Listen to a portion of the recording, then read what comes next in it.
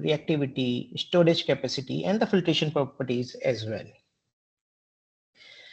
So if I consider this as a particle alone, and the particle having different type of pores, sometime it is through pore, blind pore, or closed pore. Just to give you an example what exactly it means. When I say it is a through pore, it means that the pores are open from both the ends. It's just a cross section from both the sides. Like it's not a particle itself, it's a cross section of a particle, just an image, a 2D image for a 3D material. So just consider that this is a pore open from this end also and from this end as well. So this would be considered as through pore. Then you will find a pore like a bottle or like a glass, which is open from one end and closed at another. We call these type of pores as blind pores. Then there would be some cavities which are basically surrounded by the material from all around. They don't have any opening. So with the type of machine that you are having right now with you, these pores cannot be assessed. We can only assess the pores where the gas can enter. So if the gas cannot enter here, we cannot assess those. We can the gas can go over blind pores, the gas can go into through pores as well, but not in the closed pores. Yes, but gas can settle over the roughness if there are roughness present over the exterior surface of the material as well. So when you say that these surface attributes are important, let us give you some example that how they are impacting. When we talk about the surface area tells us how the material is going to interact with the surroundings. So let us take an example of tablet. Here you would like to go with the Dispirin. Now Dispirin is a very like well-known tablet to all of us. Whenever we used to have the headache, we used Dispirin, and Dispirin was very well dissolved in the water. You just put the Dispirin, it will effervescence and will dissolve over there. So this actually is because of the high porosity and the high surface area of the material, because the water uptake is quite high and it let the material dissolve faster. So this is how the surface area can make an impact with the surroundings. And the kinetic rate into a particle will be controlled by the pore size and the interconnectivity of the pore network. So whatever is going inside has to travel. If the pores are interconnected, it will travel faster. Total storage capacity of any gas or liquid into a particle will also be controlled by the total pore volume. The larger the volume, the more gas or more liquid it can store. Accessibility to the internal structure of a particle will be determined by the pore size of pore mouth. Like this means that let's consider this pore. Now, though the pore looks big, but the opening is quite small. Anything which is bigger than this size cannot enter inside. So the accessibility is basically limited by the pore mouth here, not by the pore entire pore cavity. Whatever is limiting path, the gas molecule has to be smaller than that limiting area so that it could enter inside. And the strength of interaction between the particle and the gas molecule is also decided based on the pore geometry and the pore size. There are different applications, multiple applications. There's just few examples are there where these porous material are being used, and similarly there are multiple techniques with which these pore characteristics can be characterized. But when we talk about something which lies in nanometer range, gas adsorption is the most preferred technique to characterize such type of nanomaterials. So now onwards, I will focus my presentation more on to gas adsorption. First, physisorption, then we'll discuss about the chemisorption part. So let us start with the gas physisorption.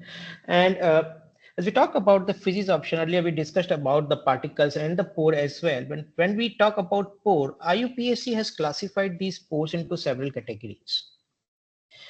So like I'll start with this mesopore. All the pores which are having a diameter ranging from 2 nanometer to 50 nanometer, so 2 to 50 are classified as mesopore, less than 2 micropore, more than 50 macropores. When we say that less than 2 is micropore, these micropores are further subdivided into two categories, up to 0.7 and then up to 0.35, like less than 0.7. So up to 0.7, they are classified as super micropore, and less than 0.7, they are classified as ultra micropores. As we discussed that all the pores bigger than 50 nanometer would be called as macro pores. But again, since by definition, anything which has at least one of its dimension less than 100 nanometer has to be regarded as nano. So all those pores which are having their diameters less than 100 nanometer would be called as nanopores. So this is how IUPAC has classified all the pores. Gas physics option is a common method to measure the micro and the mesoporous material. We are not very keen to characterize the macroporous material. So the machine that you have, it can go up to 500 nanometer maximum, not more than this. And if the pores are going to be bigger than half micron, then there would be another technique to be utilized, not the gas adsorption.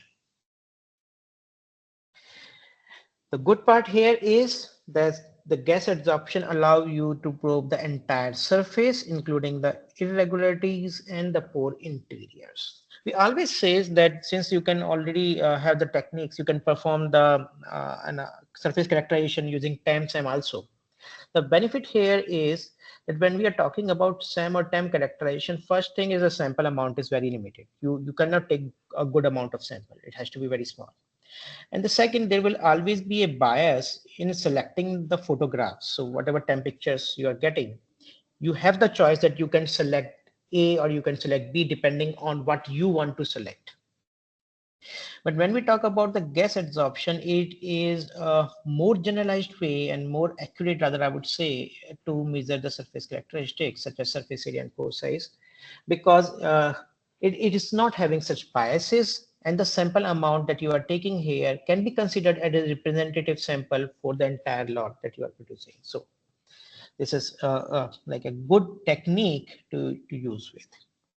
Now, when we talk about that, how this gas physics option basically works, so it works in a way that I need to paint something like your house. If you want to paint, you need to understand what is the area that you are going to paint. For this, there are multiple ways that you can do. You can measure the walls, or you can take the height or like the diameter of the roller and the length of the roller with which you are painting. Similarly, there is another way that if I need to map the surface area of my floor, the carpet area, then I can, if I am having if I am having a truck full load of tennis ball and I am laying down these tennis balls over the floor one side by another and fill the entire floor with these tennis balls, and at the end I get to know that how many number of tennis ball it took to cover the entire floor, and if I know the cross sectional area of one tennis ball, I can calculate the area of the entire floor. The similar way the gas adsorption works. So gas molecules, they basically deposit over the surface to form a single layer that we call as monolayer. And we calculate that how many number of gas molecules were actually utilized to create this monolayer. Once we know that what is the number of molecules, then we multiply this number with the cross-sectional area of one molecule to get to know the surface area of the sample.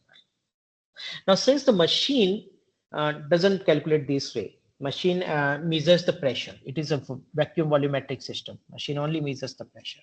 But using the ideal gas law, you can calculate the volume from these pressure deviations. So from P1 to P2, if it is happening, you will have the Boyle's law P1, V1, P2, V2, you will get to know the volume of gas adsorbed over there.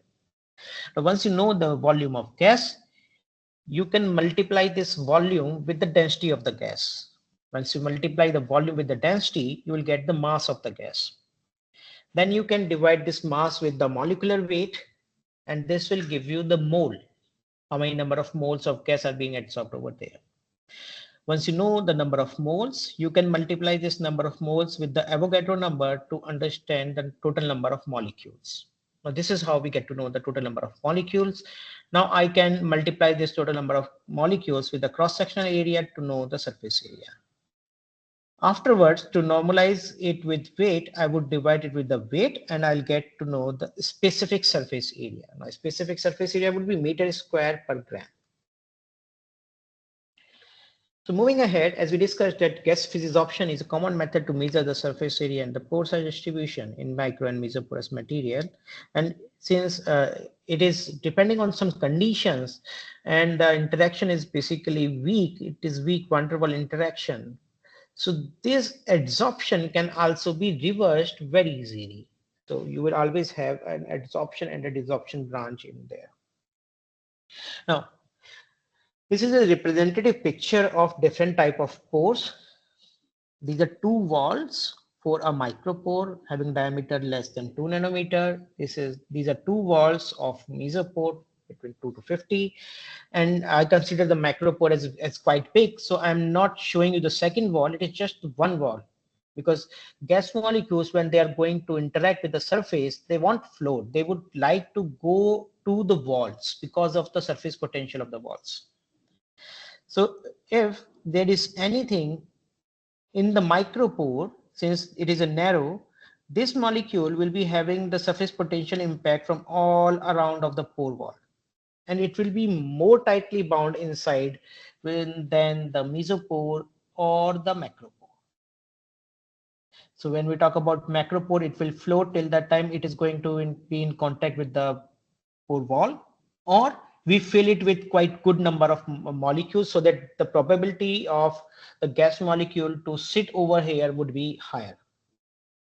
But now for a general understanding, if anything is inside the micropore, it is more tightly bound than the mesopore or the macropore.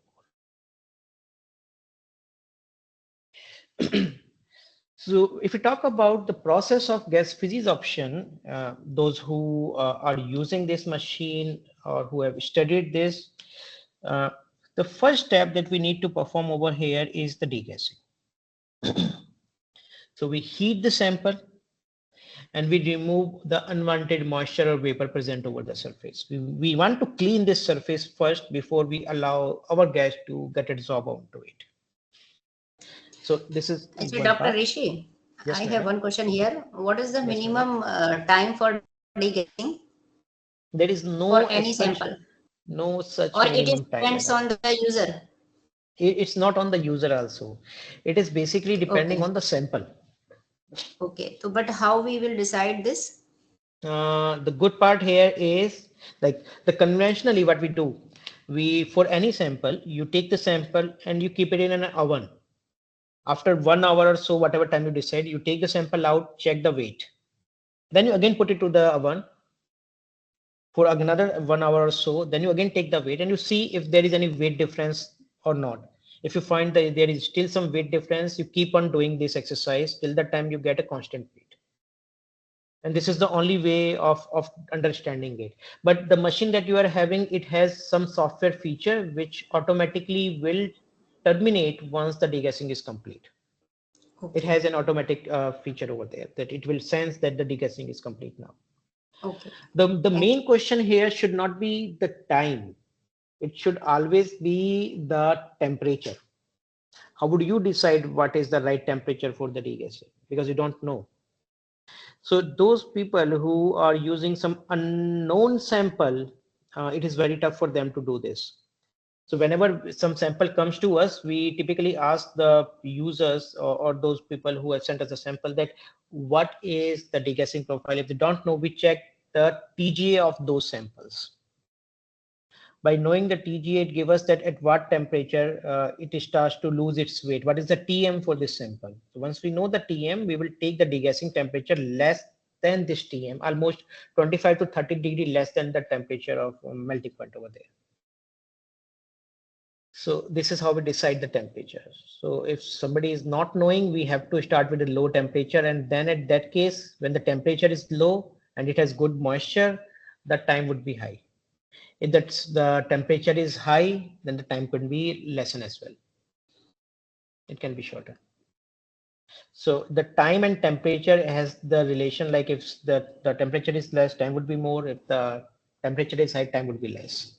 Okay. So both time and temperature both are important parameter during the Both are degassing. important Yeah. parameter. Yes, madam. Okay.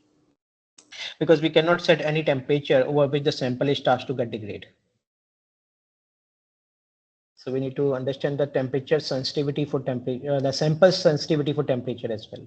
That the sample should not start getting degraded over this temperature. Once the sample is degassed, we allow the gas of our choice to get deposit over the sample, the pores, and we calculate or we check the amount adsorbed with respect to the relative pressure of the gas. At the end, you get this type of graph. Over y-axis, you found the adsorbed volume, and over the x-axis, you found the relative pressure. And we call this as isotherm because it has been done at a fixed temperature. The temperature is typically the boiling point of the gas. So this is an interesting question I used to ask with the people those I interact with. So if any of the person would like to tell me the melting point of ice.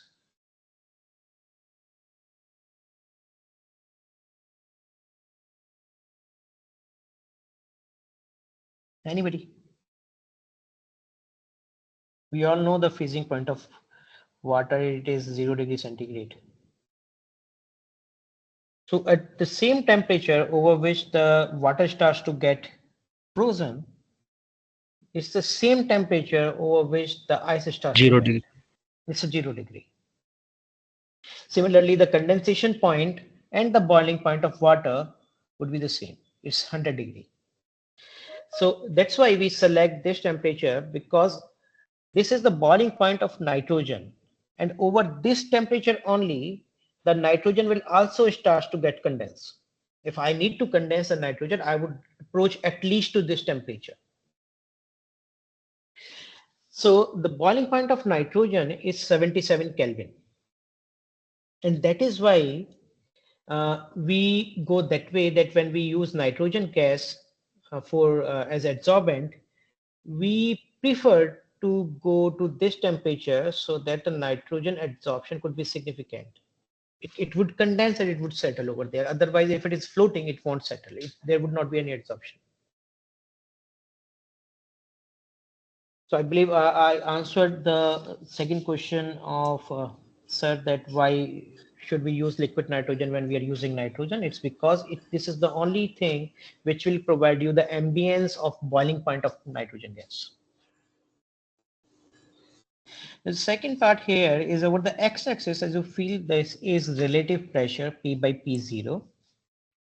The reason why I set it here is that we never want to approach any pressure inside the cell which is more than the atmospheric pressure. Because if the pressure inside the cell is going to be more than the atmospheric pressure, since the cells are made up of glass, there are chances that they can explode. So that is why we always keep the value of P by P0 less than 1. We never approach 1.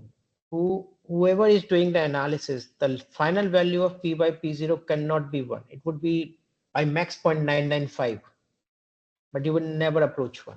The reason is this only, that we do not want it to be higher than the value of P0. And the calculation is based on the ideal gas law that we already have discussed. Now in this equation, when I say man, it is the manifold and the cell is the sample cell. Manifold is basically the space where the gas has been filled first before dosing it to the sample cell. So altogether, there are 3 process steps. One is degassing, second is analysis, and third is data interpretation, that we like briefly understood that these are going to be the 3 steps. Let us take these things one by one. But before that, there is also one important thing that one should always take into consideration, and this is the sample cell. As I believe you would be having different type of sample cells with you. Now, when I say different type of sample cells, I mean that the stem diameters of these sample cells can be 6 mm, can be 9 mm, can be 12 mm, and also they can be having a large bulb, or a small bulb, or maybe a no bulb. No. So there are different type of sample cells. We need to consider that when we should use which one. So typically, a large cell is used for micropore analysis. So if you are having some sample which you consider that it may have some micropore, better to go with the large cell. Also, those people who are dealing with a very fine powder material, they should use a large cell because it minimizes the elutriation. Now, elutriation is a term which we typically use for loss of sample because of vacuum. So when we create vacuum, the sample may get sucked up, and this will create a loss, and this is called as elutriation. So we want to minimize this elutriation. Also, if I am having some sample which is having a very low surface area, in that case, to get a substantial amount of signal, I may have to add more amount of sample. And then I would be requiring a large sample cell because this can only accommodate it.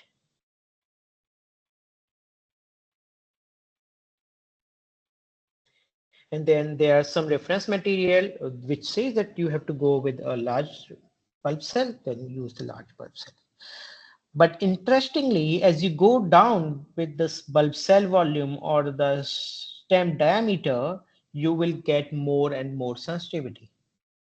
You go to small bulb, you will get more sensitivity. You go to no bulb, you will get even more sensitivity. And above that, even if you want still more, you can use some filler rods. So filler rods will occupy the space and they will further create higher sensitivity for analysis. I'll come to this, that how a smaller and smaller volume of sample cell is going to increase the accuracy. But before that, Hello, sir. yes, sir. Sir, I want to ask that if we give a less amount of sample, let's assume that material is not that much fine, but we are giving less amount of sample to adjust the cell size. Mm-hmm. So whether the sensitivity will here work will not. It is again, it is not related to sample. It is related to the sample cell that I discussed right now. I need to reduce the No, sample cells volume. no. I'll come to your question again. Let me complete this slide. I believe this slide will help you in getting the answer. Okay, sure. Or and then I can check again that whether you get this answer or not. Fine. So some recommendation from our side that which cell should be used. Always use the smallest bulb that can accommodate the optimal amount of surface area. Fine powder can be done in 6 mm outer diameter cell. A 12 mm can be used for large pieces or granules. You can also use 9 mm. So basically it's the ease of doing the analysis. So in which sample cell you can take the sample easily, you can clean the cell easily, it would be better. But the smallest bulb that can accommodate it. It is the best combination to go with. So if you are dealing with some cohesive sample, better to go with a 9 mm or bigger diameter cell so that you can clean them easily. Now coming to that, how much amount of sample one should use, then there are some guidelines over there. You should at least be having 1 to 5 meter square of total surface area in the sample cell. And what does it mean? Say if I'm having a sample which is having 100 meter square per gram of surface area. So in that case, I would be requiring at least 10 mg of sample because 10 mg would correspond to 1 meter square now. So 10 to 50 mg would be good enough for me if I can.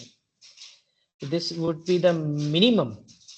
Now, if you take more, there is no harm. It is just that it will increase the analysis time.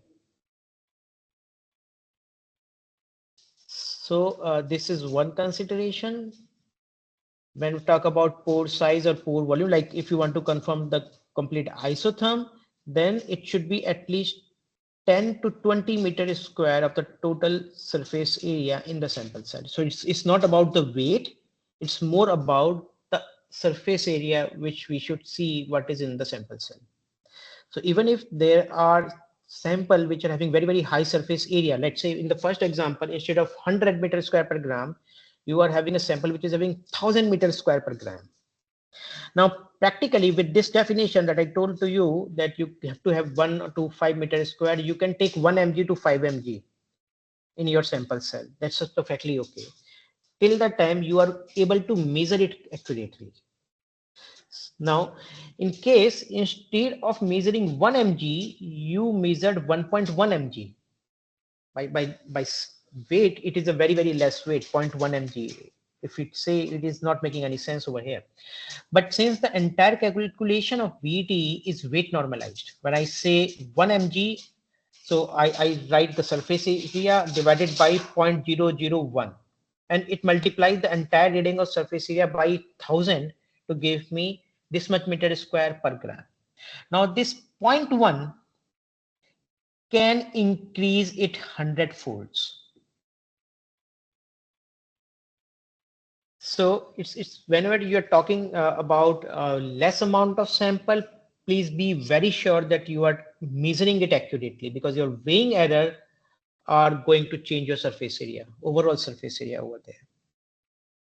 So in this respect, my recommendation would be never go below 50 mg. So you make the 50 mg as your thumb rule, that it should always be more than 50 or at least 50, never less than 50. When I'm taking 50 mg, I would be multiplying the surface area with 20 to make it per gram. Dr. Rishi, I have one question here. If Yes, this 50 milligram amount is recommended for all type of sample like mesoporous or microporous, any type of sample, or madam. This is the minimum. okay. This is the minimum, because I said that if you're going less than that, then the chances of Okay. weighing error to be there in the surface area, it would be high. You can take more, you can take 1 gram, 2 gram also. In that case, you just need to see that your bulb should not be filled more than 3/4. It should be 75% filled maximum. So from 50 mg going to the 3/4 volume of the bulb, this is the range. So the lower limit is 50 mg and the upper limit is that you can fill it up to 3/4 of the sample size. The criteria here is that I would be requiring this much amount of surface area at least in the sample cell. Higher would always be okay. Lesser will give you erroneous result. Okay. Hello, sir. Yes, sir. If a sample is like monolith or foam type of sample that is very light in weight, so it occupied like more space in the bulb. So how True. can I measure that sample? How much surface area you are expecting over there, sir? Like around 100 to 150. 100 to 150. So ideally in that case, if you want to perform isotherm, you would be requiring 100 milligram. But it's a monolith type. It's a fluffy or foam But you type can of break the sample. sample, you can cut the sample, even if it is a cotton or if it is a foam, the sample can be cut it into smaller size. It can be pushed into it with the help of filler or to the bulb. You can check the Okay. weight over there. And even But if you if feel the that bulb this should be is filled not going to completely. be very convenient for you, we do have some specialized cell as well. We have macro cell, Okay. which is a two-piece sample cell. The sample cell open from the mid of its bulbs, and then you can keep it over there like a bowl, and then you can seal it. So we do have these type of sample cells as well. Okay, like in the bulb that you have said, it should be filled 3/4, I guess. Yeah, this is the maximum. It should not be more than Yeah. this. But my samples, like it's 10 mg or 20 mg is enough to fill that much of a space.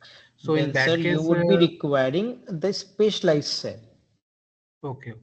The right now, whatever sample cells you are having, they may not suffice your purpose. And we have three cells, 9 mm, 6 mm, or 12 mm. Let me show you, madam. Yeah. Either of them can be used, or we have to order. No, this is something special type of sample cell.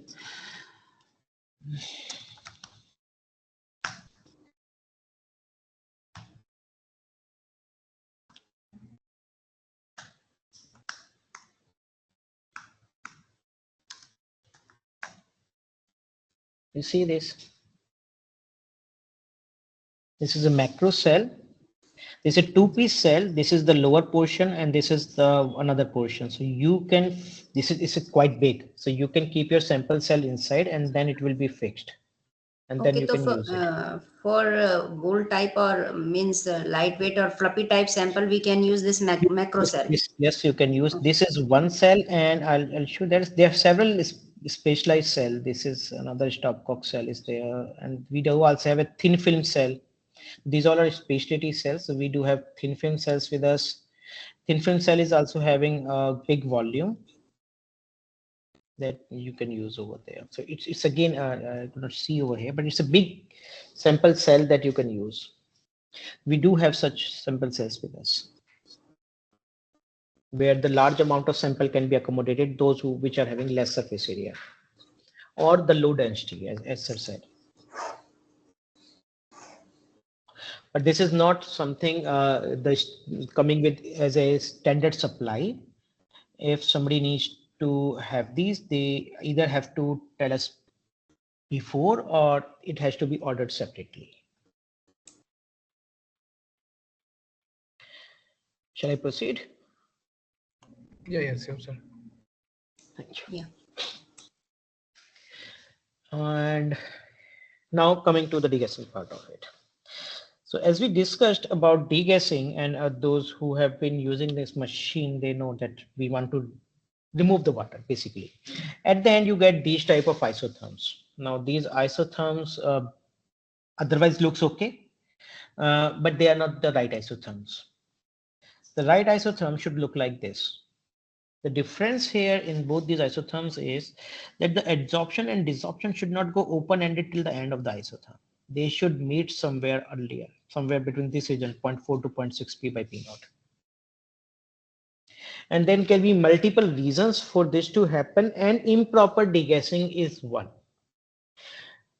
So let us talk about the different concerns that one may have when they are doing this degassing. The first is whether my sample has been degassed properly. Second is I am experiencing higher weight loss during degassing. So I took 1 gram of sample. After degassing, it remained only 50% of it, 5.5 gram. Though I know that my sample was not having 50% moisture over there, which means the sample itself has been sucked up by the machine during vacuum created. And what if my sample again gets the moisture on removal from degassing station? Because I have separate degassing station and analysis station, and you take the sample cell out and then wait, then put it to the analysis station. What if my sample get the moisture again?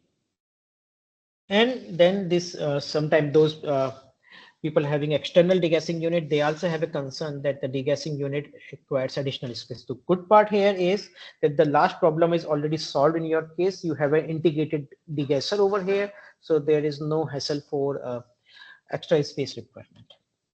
Now just have a look over this, that this is a schematic diagram for degasser.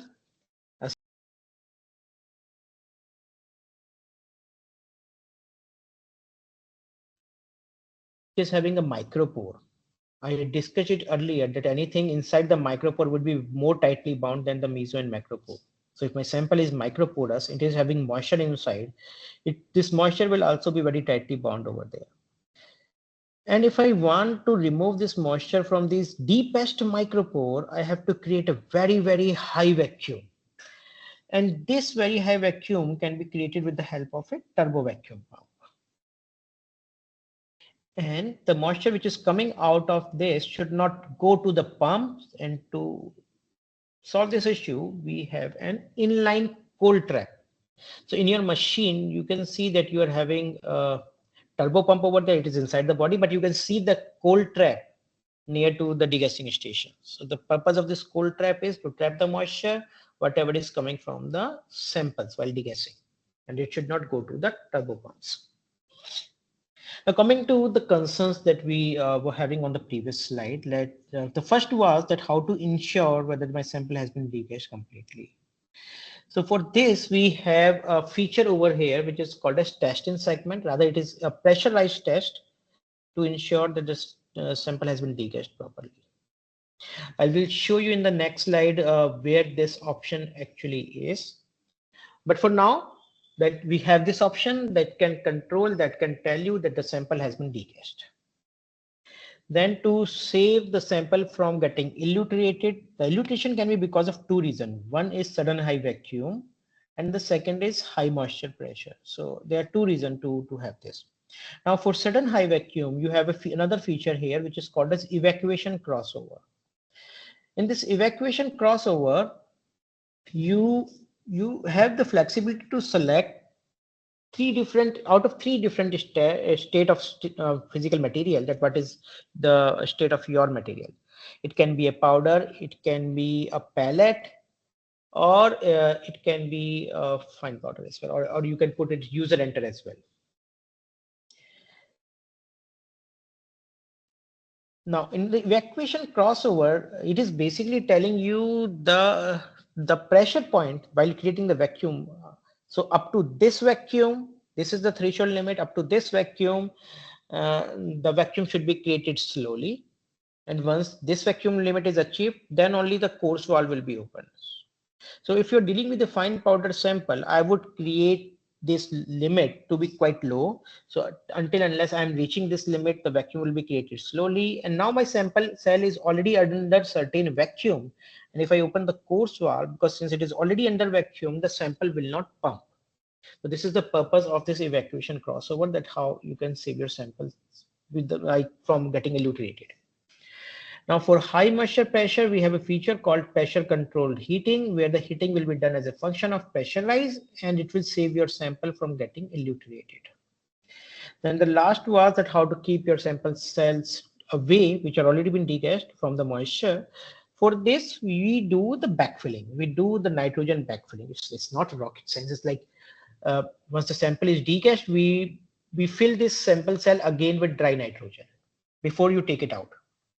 Now the sample cell is having nitrogen inside, and as you already know that the atmospheric gases are also containing 80% of nitrogen into it.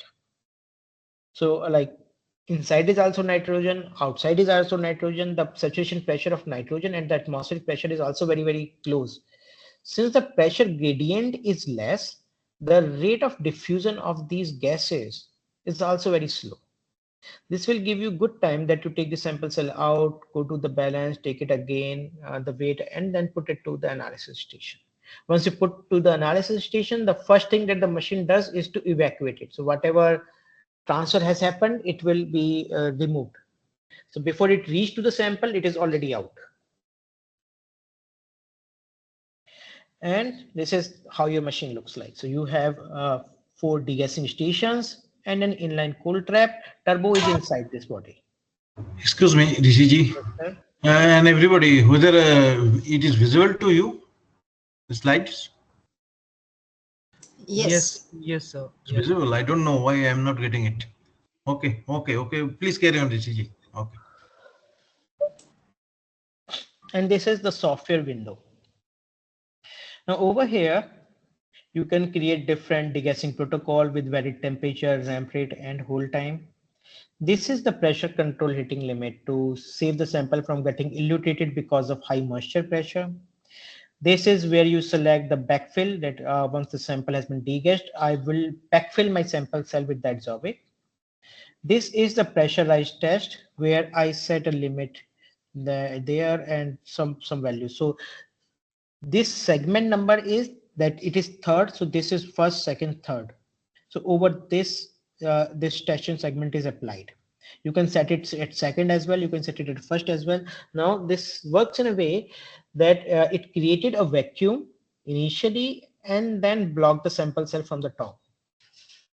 And since the sample is continuously getting heated up, some moisture will come out of the sample. And if thus the moisture evolving rate, the pressure that is increasing inside because of this evolving moisture, if this rate is more than this limit, which means the sample is still having some moisture because it is coming out, and it will say that the test is failed and the degassing will continue. And once it get to know that the moisture pressure is less than this rate, it is not even coming up with this rate, then it get to know that there is no more moisture coming out of the sample and the sample is degassed. So we usually do this test at every 15 minutes. 15 is the minimum time. You can set it more as well. Now it is up to you that over which step of your degassing you want to apply this. So like usually people do it at the last step and they put a big number over here. So you see it's for 60 minutes and 60 minutes and then again for 10 hours. And you set it for 10 hours and you leave to your home. Like you set it in the evening and you leave to your home. Now machine will automatically set it right. If it found that in the next 15 minutes there is no more moisture coming, it will stop there itself. The benefit is that first thing that you already know that the sample is properly degassed. And the second is that had it been not the case, you would be degassing your sample for 10 hours. So you are actually thermally aging your sample, and which can also structurally damage the sample as well. So you save your sample from getting thermally aged, and you also get to know the right time for the degassing. This is the evacuation crossover option. If in the drop-down menu, you will find the fine powder, powder and pellet, and also a user entered mode. And this is the pressure, which is the limit. But up to this limit, the vacuum will be created slowly, and then the coarse valve will be open. So this is basically a switchover between fine vacuum and coarse vacuum valves. And that is why it is called as evacuation crossover. Now up to here, the degassing part is completed. So if any one of you has any doubt regarding degassing.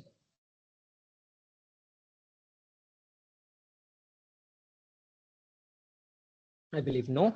So let me proceed further. I'll talk about the analysis. Analysis is actually done in 4 different stages, just a schematic diagram of it. So at the first stage, the gas deposit here and there over the surface. There is no information that you get over here. But at the second stage, then you see that there is a statistical monolayer present. This is the time when you get the surface area. When a single layer is already like developed over the surface, then you get the surface area. Now from stage 2 to stage 4, as you keep on increasing the pressure, the gas molecules starts depositing over there, making multi-layer adsorption. Then in stage 4, when all the pores are filled, you get to know the pore volume and how much volume it could take. So at stage 2, surface area, stage 4, pore volume, and between stage 2 to stage 4, you will get the pore size distribution. Smaller pore will fill first, larger pore will fill later on. And we get this type of data. Now, similar to degassing, analysis can also have some consideration that you need to keep in mind. One is the liquid nitrogen. If I am dealing with a sample which is quite a microporous sample, the analysis time can be 3 to 4 days even. And also if you take large amount of sample, then also the analysis time can be high. Now, since we are talking about an isotherm, which means the temperature should remain constant throughout the analysis, the container in which you are filling this liquid nitrogen, which is known as liquid nitrogen devar, this devar should have the capacity to withhold the liquid nitrogen inside it till the end of the analysis. So if my analysis is going more than 3 days, the devar should retain the liquid nitrogen inside it for this much period. So the devar that you have been supplied with, it has a liquid nitrogen holding capacity of more than 90 hours. So if anything is going beyond 3 days up to 4 days, you can perform it without disturbing your isotherms. Then coming to the P0 cell, you see along with the sample cell, you also have a P0 cell, a L-band type of cell is there. So this is a P0 cell which is continuously measuring the value of saturation pressure, because the saturation pressure is something which changes with that environmental conditions. So as you know, like if there is a pressure drop, then you experienced a storm to balance it. Also, if it is at a higher altitude, the pressure would be different. If it is a lower altitude, the pressure would be different. In summer, it would be different. In winter, it would be different. Even in the day and the night, the saturation pressure values would be different.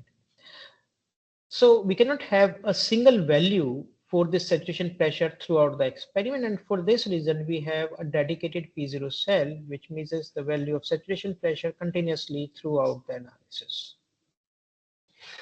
Another good part here is that the P0 is made up of the same material as of the sample cell. And this gives you accuracy in a way that now the P0 and sample cells, since they are made up of the same material, they will experience a similar thermal environment, which would be compensated at the end.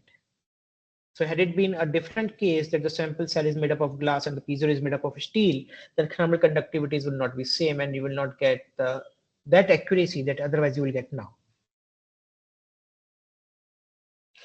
And then another is the void volume.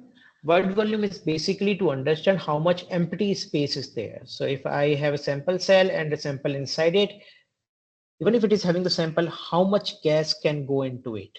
And this is called as the void volume. Yes, sir.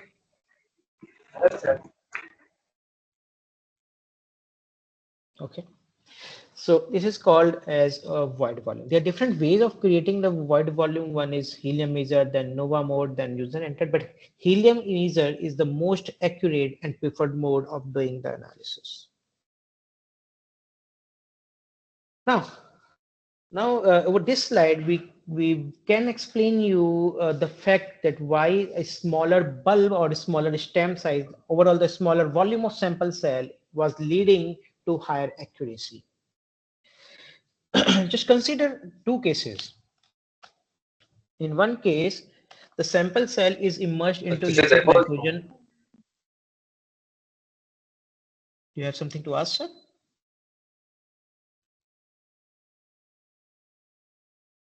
Okay. So in one case, the sample cell is immersed into liquid nitrogen up to this level, and in another case, it is immersed up to this level only. So this is the region which is into liquid nitrogen. It is colder than the rest of the region. So I will call this region as cold zone, and this region which is outside the liquid nitrogen as warm zone. It's relatively warm and relatively cooler. Like these type of two regions are there. Now my machine, since it measures the pressure only, interestingly, to create the same amount of pressure in these both cells, the sample which is having a large cold zone would be requiring more number of gas molecule, because at the cooler temperature, the gas molecule gets denser than the warmer region. So to create the same pressure here, you would be requiring more number of gas molecule than this. Just give it a number. This is 1000 number of gas molecule, and this is 100. So we have 1000 gas number of gas molecule and 100 number of gas molecules. Now the pressure is same, but the gas molecules are different. Over this pressure, my sample can absorb only 10 gas molecule. In both the cases, since the pressure is same, the absorption would be same. Now, what the machine needs to measure? In the case A, machine needs to measure the change of 10 out of 1000. It's total 1000. Here you need to measure the change of 10 out of 100. And we know that to measure the change out of 10 out of 100 is more sensitive to measure the change of 10 out of 1000. It is 1% variation, it is 10% variation. So you can measure 10% more accurately than the 1%. So what we exactly did here, we reduces the number of gas molecule inside the sample cell. We reduces the void volume by creating a small cold zone. So if you could create a small cold zone, you can reduce the bulb volume and ultimately the void volume. So one way is this, that you create a small cold zone. Another is that you reduce the bulb size rather. Instead of taking a big bulb, take a small bulb, or even no bulb. Then again, you can reduce the void volume. Also, if you put a solid rod inside, this solid rod will occupy the space and the number of gas molecules required to create the pressure would be further lower. This is another way of reducing the void volume. So there are multiple ways with which people are reducing the void volumes. And lesser the void volume, higher the sensitivity will be. So in our case, we are using a level sensor and a Dewar uplifting mechanism. So Dewar will go up and up and up till the time the liquid nitrogen is touching this tip of this level sensor. Once the tip has been touched, the circuit is complete, the uplifting is stopped. As soon as the liquid nitrogen evaporates, there is a gap between this and liquid nitrogen. It will again go up and up and up and keep on rising up. From this platform, it will go up to the top. So it will remain like, first it was up to here, then goes up and up and up and up till the top. So this is how it works. But the benefit is that only this much portion, because this is the only portion which will remain into the liquid nitrogen. The sensor is placed in a way that it will be near the shoulder of these bulbs. So once the liquid nitrogen touch this and it is not going upwards, this is the constant volume of liquid nitrogen, or this is the constant portion of our sample cell which will remain in the liquid nitrogen. So this way we could create a constant small cold zone throughout the analysis to increase the sensitivity to the greater extent. Now the option of taking a smaller cell or filler rod is always there. Along with this, you can further reduce the void volume to increase the sensitivity in multiple folds. So you get this type of isotherms. And when you see these isotherms, where there are two branches, adsorption and desorption branch, and we see that these adsorption and desorption branches are basically not overlapping. There is a gap in between. So red and blue curves are not overlapping completely. There is a gap, and this gap is called as hysteresis. Before I go into this, let us see what all type of isotherms there can be. We can have different type of isotherm 1A, 1B, 2, 3, 4A, 4B, 5, and 6. And you can see that in 4A and type 5 of isotherm, we found this hysteresis. Others are not having. Now, why this hysteresis happen? It is basically because the pattern of pore filling and pattern of pore emptying was different. Just look at this picture over here, where we have different segments of A, B, C, D, E, and F. The A is the time when the pore started to get filled. When the gas has been pressurized, it forms a monolayer over the wall. And with subsequent increase of pressure, it forms a multi-layer, then keep on going. And at stage D, it gets filled. But when we started to dissolve it, it dissolved differently. It doesn't dissolve that way. It dissolved to, first it forms a meniscus, then it dissolved from the top, then it comes this way, and then it becomes F. Now, if you see that this F is actually very similar to B. See this, B and F is very close, looks very similar. Now this B is here and this F is here. This B and F is the point where the adsorption and desorption become similar. So this is the time when your adsorption and desorption branch should meet. And if they are going open-ended, this should not be the case. So these B and F are the point of between 0.4 P by P0 and 0.6 P by P0, and they should meet somewhere between this. And that is why I told you over there that those isotherms which were going open-ended are not good isotherms. The onset of hysteresis should be between P by P0 value of 0.4 to 0.6. Like a bigger picture to give you a clear idea that these P and F. Anyways. Then there can be different type of hysteresis also. In the interest of time, I'm not going into detail of these hysteresis. I have chemistry option also to cover. That there can be different type of hysteresis. There can be H1 type of hysteresis, H2A type of hysteresis, H2B type of hysteresis. And this is a paper here which tells that how the reason of these hysteresis could be different. This says that if the pore sizes are going to be lesser than 3 nanometer, most of the time the hysteresis is because of the cavitation. And if the pore sizes are bigger than 3 nanometer, then the basis is pore blocking. So there are two phenomena of cavitation and pore blocking which may cause the hysteresis. So if the pores are smaller, cavitation, pores are bigger, pore blocking. Then we also have H3, H4, and H5 type of hysteresis. Well, coming to some advanced analytical capabilities. Now we understand that standard mode of analysis can be done. You will get two graphs over y-axis. volume adsorbed, over x-axis the relative pressure. What other thing you can do over here?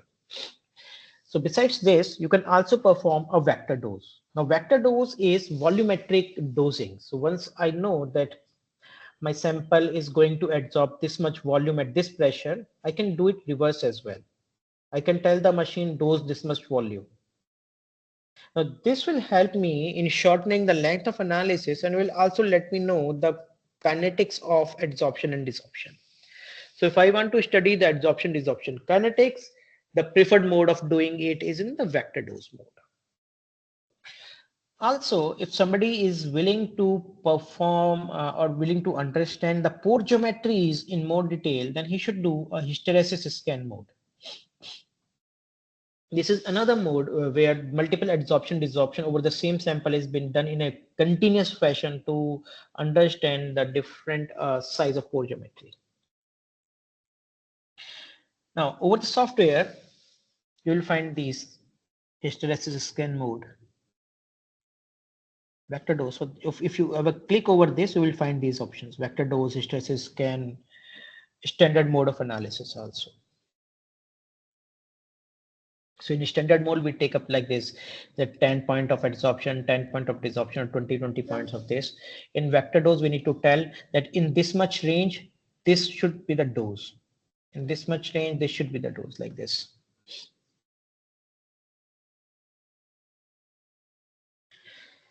Besides, we do also have some innovative dosing routines.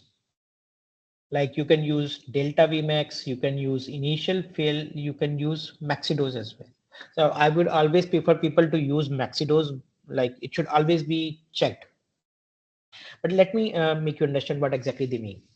When we say delta Vmax is that that if you are doing an isotherm, like a 10-point isotherm from 0.01 going up to 0.995, like it is 0.01, 0.02, like say 0.234, like this.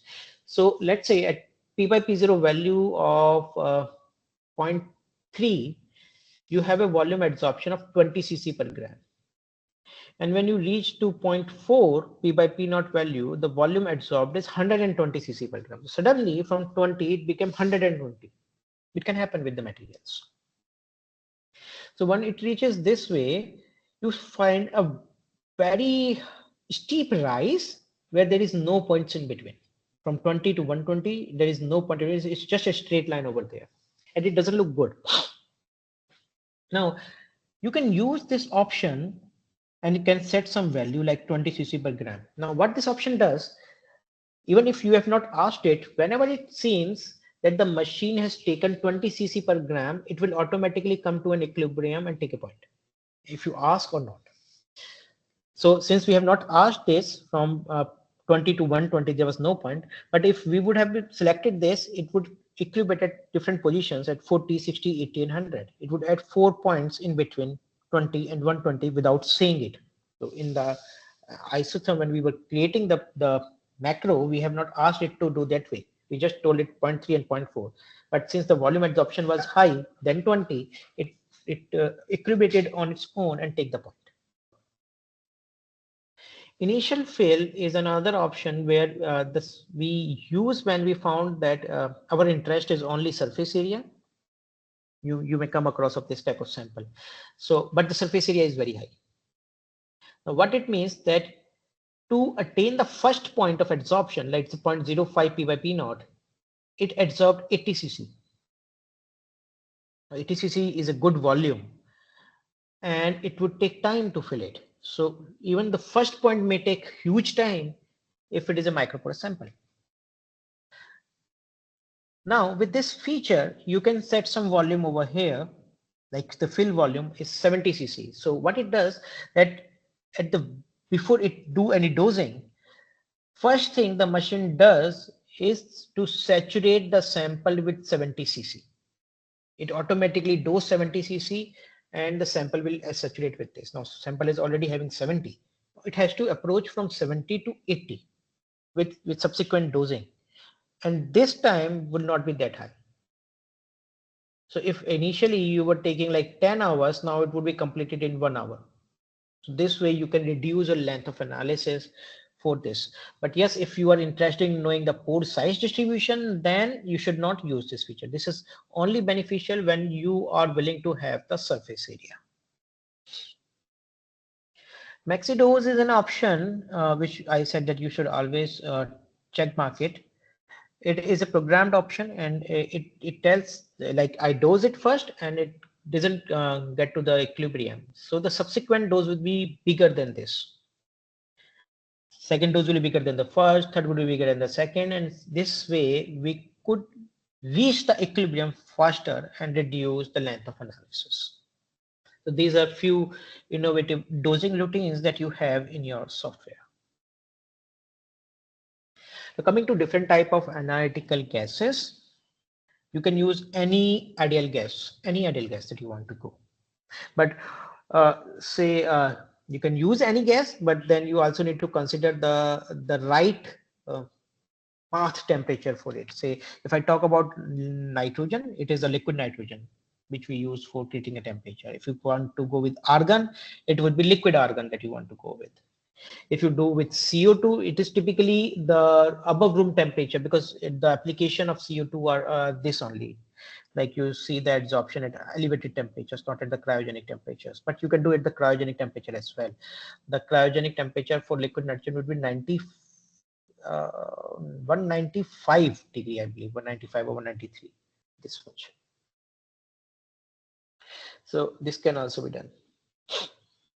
So let's go with the different type of gases. You can use nitrogen at 77 Kelvin. You can use argon at 87 Kelvin. You can use CO2 typically at 273 Kelvin, and krypton at 77 Kelvin. Now let me tell you where to use when. If you are having a non-geolytic surface which are not which are polar in nature, or which if any surface which is having charge or which is polar in nature, then you should use argon. And if they are non-geolytic, non-polar inert surfaces, then you can go with nitrogen as well. If the application says that you the application is about the carbon capture only, so you have to go with CO2. So most of the carbon materials, they want to go with CO2 to understand their CO2 adsorption capacity. If you are dealing with thin film type of sample, or where the surface area is going to be very low, then you should use a krypton gas. So this is how we decided which gas to be used when, and what is the optimum temperature for it. So krypton 77, nitrogen 77, argon 87. This is fixed. For CO2, people vary the temperature from 0 degree to somewhere around 20-30 degree as well. Now over here you can see that the saturation pressure of CO2 is very high at 0 degree, and of krypton is very low at 77 Kelvin. It's only 2 torr. Now since it is only 2 torr, the accuracy, like it's again like you can relate it with the void volume. Nitrogen is having 760. So to create the same pressure, nitrogen would be requiring 760 molecule, and krypton would be requiring 2. So the sensitivity of analysis with krypton is even higher. So since we are dealing now with some sample which are having very low surface area, the adsorption would be very, very less. And since the adsorption is very less, we cannot do this with accuracy when the saturation pressure of any gas is very high. And that is why we pick a condition or the gas which would be having a very low saturation pressure at certain condition, to understand the adsorption capacities where the sample surface area is very, very low. Now for CO2, as we say that the saturation pressure of CO2 is somewhere around 26,000 torr. Now if sir who asked me the question for CO2 that the BET results are not coming good. Okay, so I'll let you know that why it is actually happening. Most of the time when we do the analysis for BET with nitrogen, the range of BET starts from 0.05 P by P naught and it ends at 0.3 P by P naught. You can please note it down as well. It will help you in understanding that the initial point is 0.05 and the final point is 0.3 P by P naught. Now, if the value of P0 is 760, to attain a P by P0 value of 0.05, the value of P would be 38 torr. So if you divide 38 by 760, it will give you 0.05. Now, when we started the CO2 analysis, we also did it that way only, 0.05 going up to 1 with CO2. But what we need to understand here is that the saturation pressure of CO2 is not 760. It is 26,000. Now, instead of 760, if you put 38 divided by 26,000, this value would be very, very low. Now, let's not do this exercise this way. Consider that what maximum you can fill inside your sample cell. You can only fill inside your sample cell up to 760 torr. This is the atmospheric pressure. And if this is the maximum that you can fill and the saturation pressure is going to be 26,141, the value of P by P0 at the maximum value of P, the value of P by P0 is 0.028. Now this 0.028 is actually not even approaching 0.05. It's even lesser than this. The 0.05 is the conventional BET range. And with CO2, you are not even approaching there. So this means the CO2 may not be the right gas to calculate the BET itself. If you want to calculate the BET, use nitrogen. CO2 is only used to understand the pore size distribution or the total pore volume, the adsorption capacity of your material for CO2, not for BET. So basically for surface area, we should use nitrogen. Nitrogen. No? Yes, Okay. because nitrogen में आपने 0.05 से 0.3 का range लेते हो. अगर मैं CO2 use करूंगा तो मेरे को तो 0.05 कभी आएगा ही नहीं, कभी भी नहीं आएगा. It would be always 0.03. The maximum is 0.03. Okay. So it should not be used. And even if you want to use, you should consider from the backwards. Now I'll show you how it has to be done rather over here. Now this is another device with us, which we called as CryoSync. Now this CryoSync is beneficial for people who want to work with argon gas in a way that if you want to use argon, as I told you, that you should use liquid argon. Now liquid argon is something which is very costly to be used on a regular basis. You cannot use liquid argon on a routine. It's very costly. And you want to get it also. The availability is also very limited. So that is why we developed this device, CryoSync. This is like work like a heater. It will increase the temperature of liquid nitrogen from 77 Kelvin to 87 Kelvin. And since now it is 87 Kelvin, which is the ambience for liquid argon, you can do the argon isotherms as well. So not only 87 Kelvin, it has a range from 82 Kelvin going up to 115 Kelvin. So if you want to perform other exercises at different temperatures in the sub-zero degrees, sub-zero temperature, with the help of this, you can perform.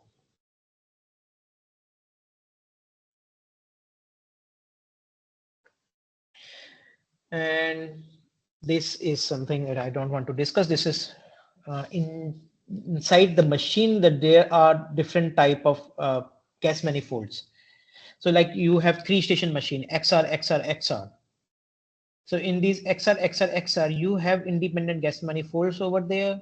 So if something happens to this, the rest too will work. So this gives the flexibility for you that the stations are independent of each other. Unlike this case, where we have a common manifold, anything happens to any of these two or any of something to this manifold, you cannot use any of the stations. So I just want to show you here that the system is more independent than any other. Now, coming to the last part of my presentation, fourth physics option, which is the data interpretation. Now, data interpretation, we have different models for monolayer uptake, with like BET, Langmuir, BGH, other things. Now, Langmuir should only be used when you are having only and only micropores, no mesopore, no macropore. Absolutely microporous sample, because then only it will be a monolayer. If it is a mesopore, the pore is big, then it will form multilayer also. So Langmuir is not valid for multilayer, and that is why BET, the Bronner, Taylor, and ML, they come up with this new theory, which was valid for mesopores. Then for mesopore size distribution, you can go with BGH, TH, FHH, NK, T-plot. For micropore, you can go with MP, DR, DH, and SF. So these are the conventional data reduction regime that you can use for your sample. Besides this, we do also have a special feature which is known as BET assistant to tell you what is the correct range for BET to analysis. So if you do not know the right range of BET, or if ever you are getting a negative intercept and negative C constant, you should understand that the results are not correct. They should always be positive. They cannot be a negative intercept or negative C constant. If you're having it, please use this micropore BET assistant feature. It will tell you the right range for BET analysis. And this feature is also recommended by ISO, ASTM, and IUPAC. Some other advanced data reduction regimes are density functional theory. We do have a conventional method that we have already discussed. There were some challenges over here that these classical methods underestimate the true pore size of micro and narrow mesopores by even up to 30%. So to solve this, people come up with new theories, which are density functional theories, which provide you better results. They basically develop some theoretical models for different type of surfaces, different type of gases, different type of temperature, and they develop a model. And then when you done perform some isotherm, this experimental isotherm is modeled with the theoretical isotherm to give you the real pore size distribution. So they have taken into consideration each and everything: the pore flow density, the pore structure, the pore geometry, what type of gas, what type of material, their interaction. All such things are taken into consideration while they were making these. So there are in your software, you have this feature, two different DFTs. One is NLDFT, one is QSDFT. This QSDFT is proprietary to us. So you will not find this QSDFT to any other competition machines. So this is only non-local density functional theory, which is available there. In your case, you also have the consequence density functional theory, which is the advanced version of NLDFT. NLDFT assumes that the structure, the sample is structureless, it is chemically and geometrically inert, while QSDFT assumes that there can be some activity present on the surface as well. Besides a DFT, we do also have grand canonical Monte Carlo simulation for doing the pore size distribution. And there are different type of kernels present over there. Now, what does it mean? They see, if you see here that this is NLDFT, it is nitrogen, it is carbon at 77 Kelvin, and it is slit pore shape model. So you have a pore geometry as well. So we use this model. There is an option there that you can select in the data reduction parameter, that you can select this model. So once you selected this, you get some result, and you also get to know the fit error of this model. The fit error should be as low as possible. If you find that the fit error is high, you can switch it to another model.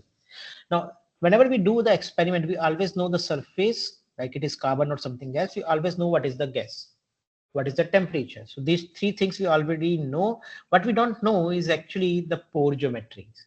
So once you move down, it is again NLDFT, nitrogen, carbon 77, but the pore model is now cylindrical pore. So this way, by changing these among your combinations, you can also get to know that what type of pore geometry your sample would be having. So this is the software, and this is where you will get all these things. In the data reduction parameter, you click on DFT, you will have all these windows. You can select any of these, and this will give you the pore size distribution accordingly.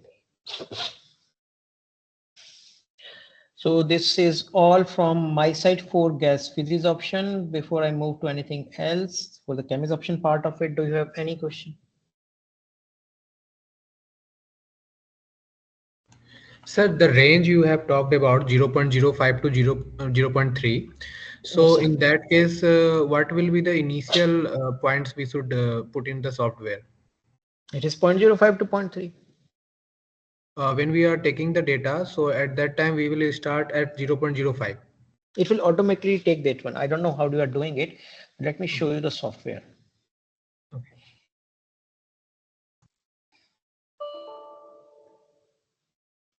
You go to IQ default, you go to analysis, you go to edit parameter, station 1, points. Let me remove these. I want to create a 20-point isotherm. I'll go to adsorption point at 20. It will start from 0.05 only. Automatically it will start from there. Even if you want to start from 40-point isotherm, it will also start from 0.05, 0.025 and 0.05. So the machine automatically so we will should take start care of always. this. Okay, so we cannot start from 0.25. It should be start from 0.05. You can use like 0.05 should always be the minimum point. You can take lesser than this if the sample is having micropores. Mesopore or micropores? Only like, yeah, both mesopore and micropore. If it is having mesopore and micropore, you go to advanced selection first, add the micropore points to it. From where you want to add from 10 to the power -5, 10 to the power -6, -7, this is again up to your selection.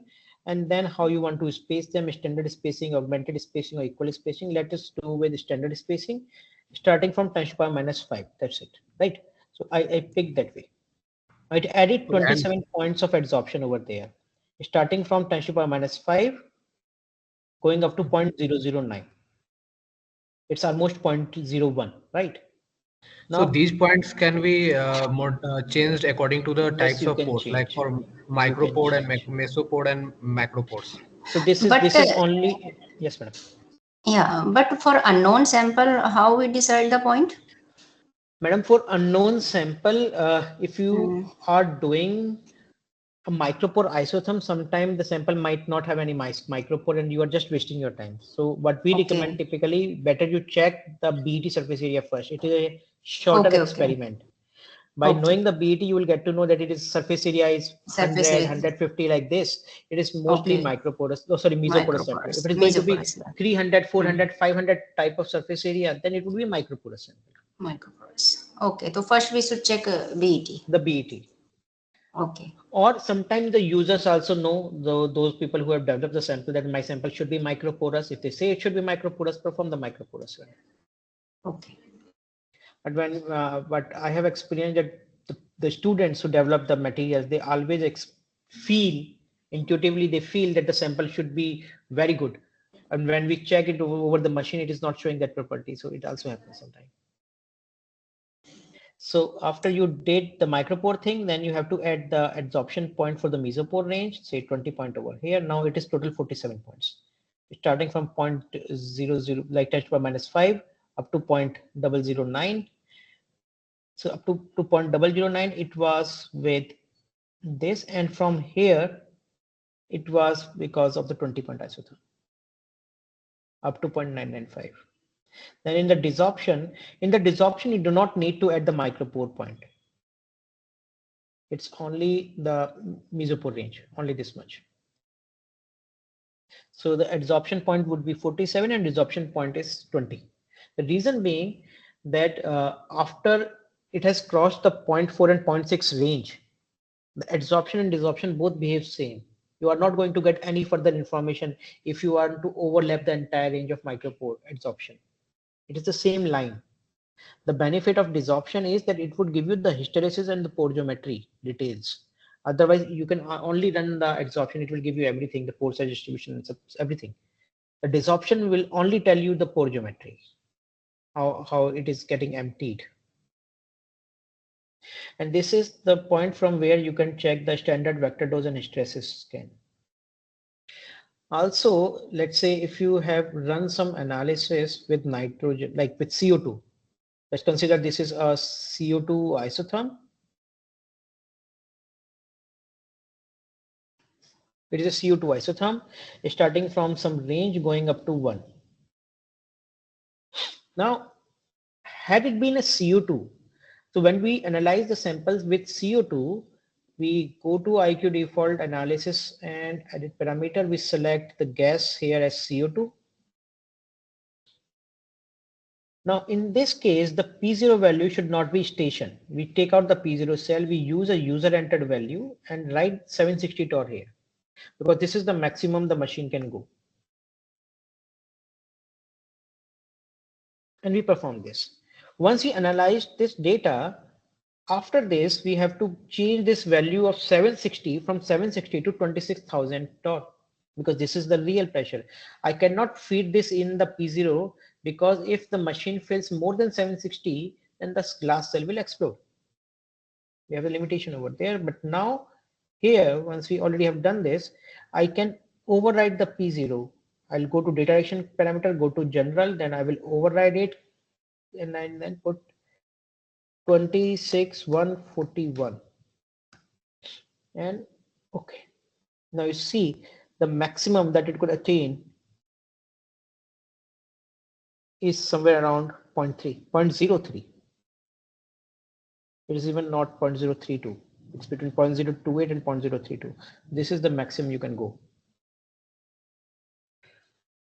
And it is not the range. So if I want to calculate the BET here, I would not calculate it from this point, or I would see the 0.05. I would go from the end here and we'll take the backward points.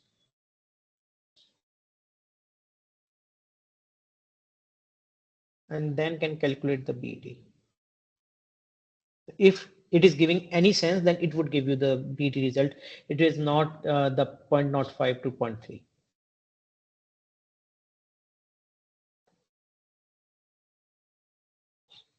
So this is the range, as it says in the micropore BET resistance as well. This is the range which can be taken for BET calculation, not the initial ones. And then you can have a BET plot like this. Although it is not good, no correlation, nothing, but the C constant is also negative. So this is sample cannot be used for BET analysis if it is giving to you. But this is how you have to select the range for BET with, if you are doing it with CO2. It's not the lower point, it's the higher points that you need to select.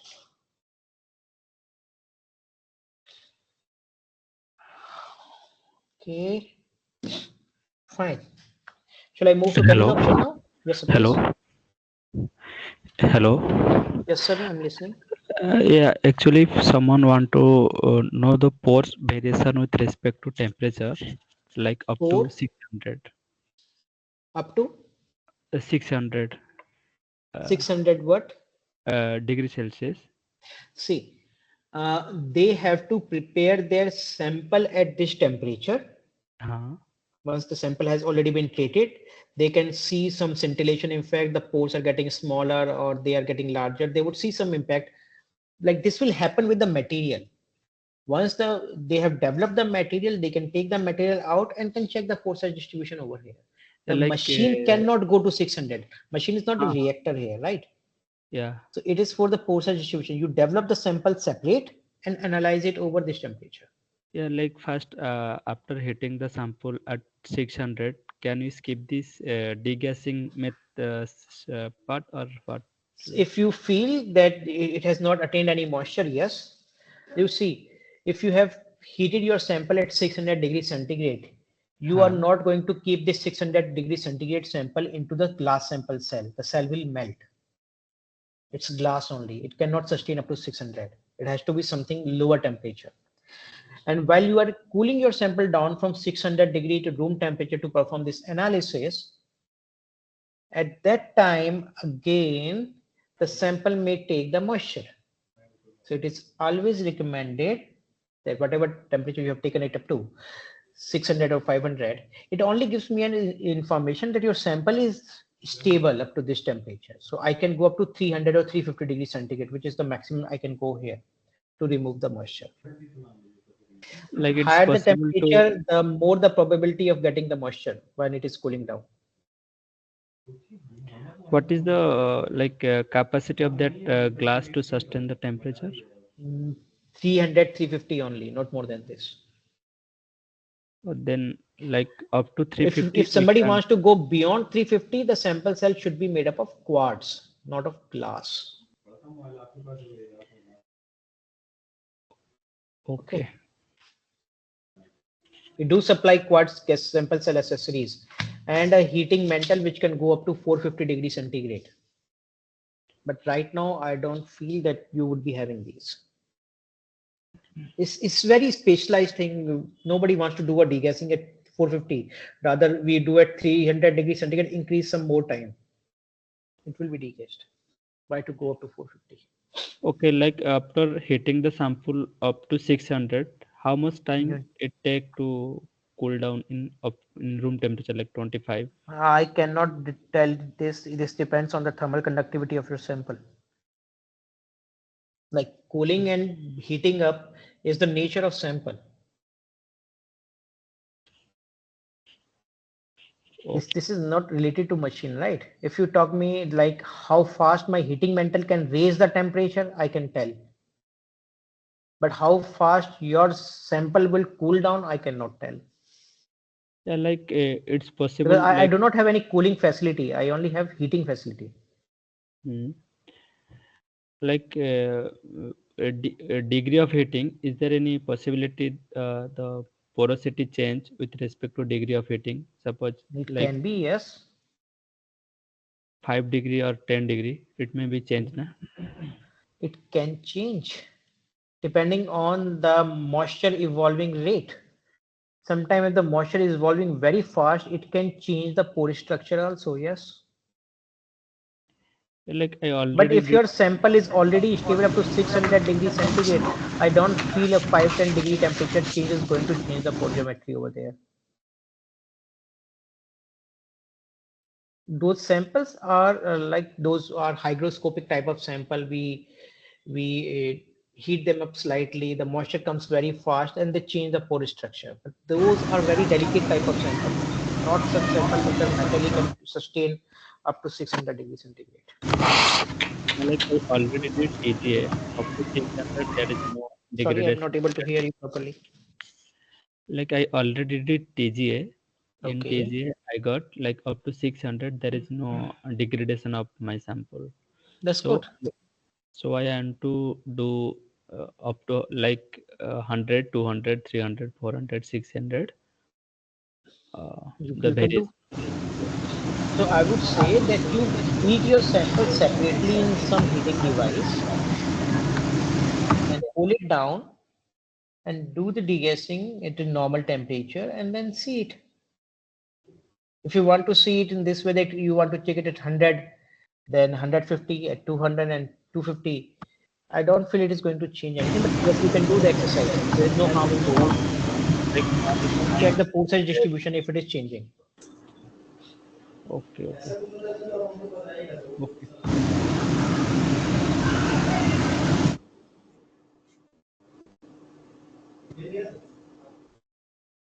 Anything else?